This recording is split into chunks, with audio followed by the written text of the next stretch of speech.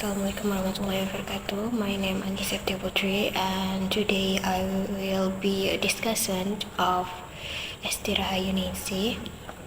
So, first, I will give a suggestion for ST based on her proposal. In chapter 1, in the first sentence, students' activeness in the learning process is a vital component for successful learning, especially in foreign language learning or EABL.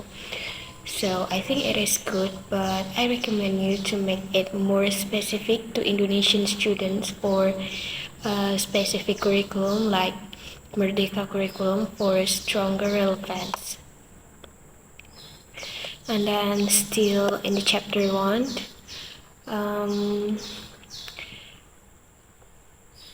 in the sentence, this problem becomes more complex for students who have just graduated from primary school.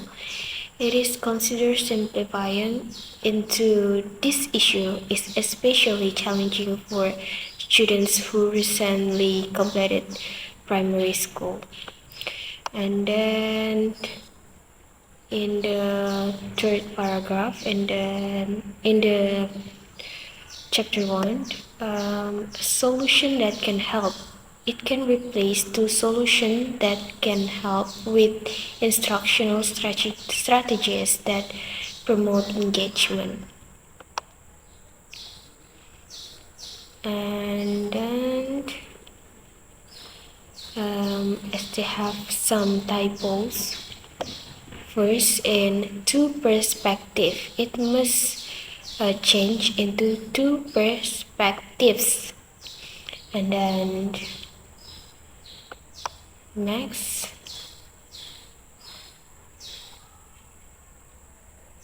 into chapter 2. So in the first paragraph of translanguaging, in second sentence, so too many definitions of translanguaging are repeated across sources. For example, translanguaging is not just mixing languages, but rather how a bilingual person uses all his or her language skills. And then next, still in chapter 2, and teaching procedure. So there are sentence. Teacher also sometimes translate full sentence.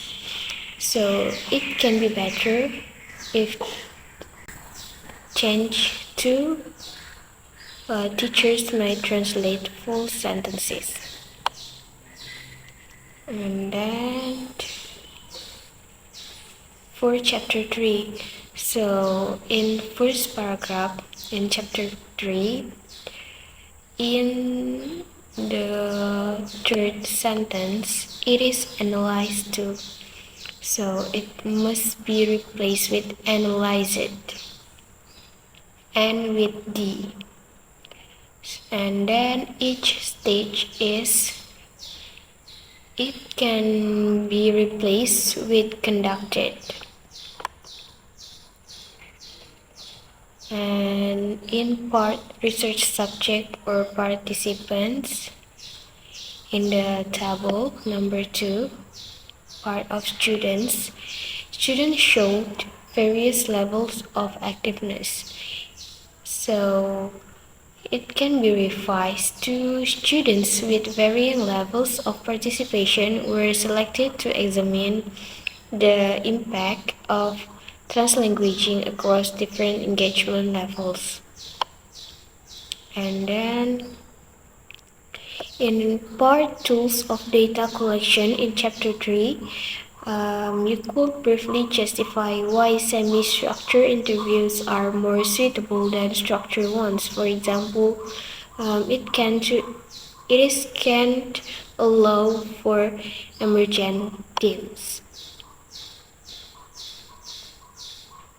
And in references, inconsistent use of italic and formatting the references. So make sure all the journal titles are italicized. Okay, I think that's all for the suggestion of the proposal. And next, I have some question for you about your proposal. So the first question is, does the proposal clearly define what is meant by activeness in both theoretical and practical classroom terms? So can this be further supported with operational indicators in the early part of the paper, not just in the observation checklist?